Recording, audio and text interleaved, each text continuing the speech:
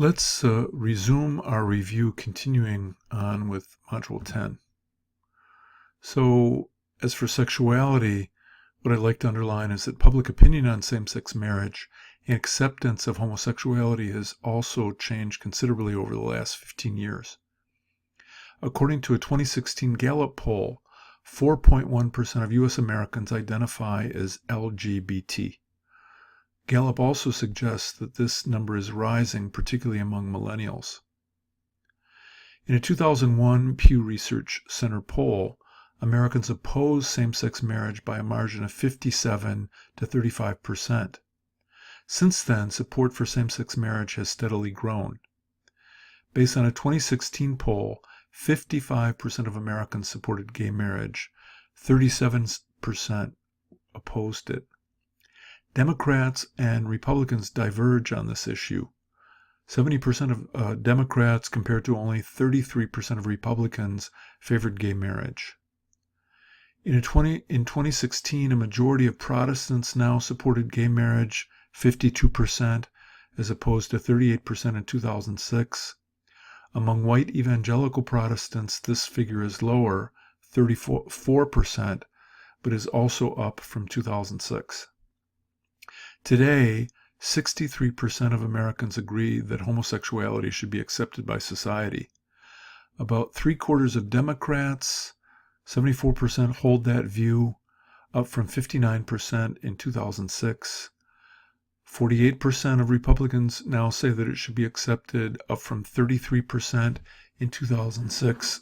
And two-thirds of Catholics say homosexuality should be accepted by society today, as well as about half of African American Protestants, up from 44% in 2006. This data suggests that we are still quite divided on the subject of same-sex marriage and acceptance of homosexuality, but that public opinion is changing. Module 8 looked at language and diversity. What I'd like to return to in this module has to do with the relation of language and power. For example, we looked at gendered language use, language and class, and language and race. A key takeaway from this module for me has to do with code switching, the ability to switch back and forth between different dialects, languages, or styles, depending on context.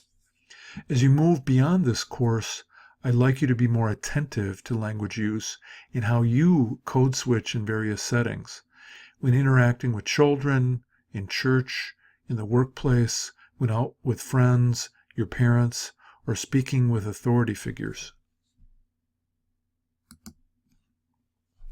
And finally, in Module 9, we briefly considered religious diversity.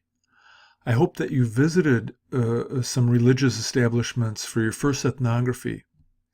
The last time I taught Anthropology 185 face-to-face, a group of students did a fascinating presentation on the Islamic Center of Cincinnati.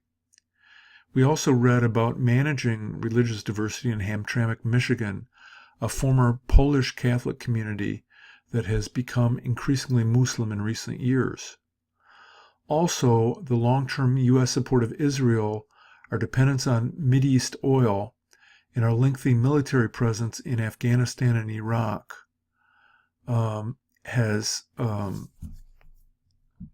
meant that the United States has developed complicated political relations with Islam, both abroad and at home. In spite of the separation between church and state in the U.S., since the 1970s, the religious right has played a forceful role in U.S. politics, including the most recent presidential election. Religious diversity will surely continue to play a vital role in U.S. culture in the years ahead. Finally, we read Lawrence Ralph's powerful ethnography, Renegade Dreams, Living Through Injury in Gangland, Chicago. For me, this ethnography complicates my understanding of gang life. In particular, Ralph challenges our stereotypes of inner-city life primarily through his multifaceted portraits of diverse social actors in Eastwood.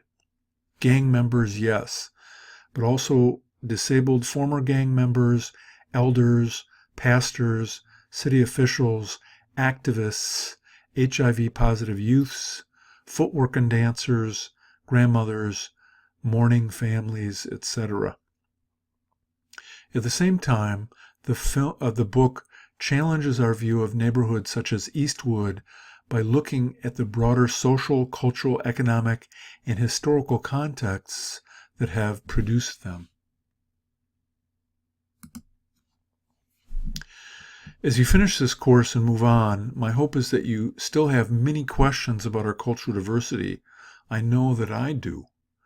But I also hope that you'll have some tools to think about our diversity and culture from a cultural, anthropological, and ethnographic perspective. I hope that you'll download Damali Ayo's I Can Fix It pamphlet and look at it. I also hope that you've been able to challenge at least some of your thinking about diversity through cultural relativism to gain insight into the multiple cultural logics we use to navigate our way through this complex multicultural society. There's a tendency to want to oversimplify, to reduce things to black and white, but I hope this course has equipped you in some ways to move beyond that.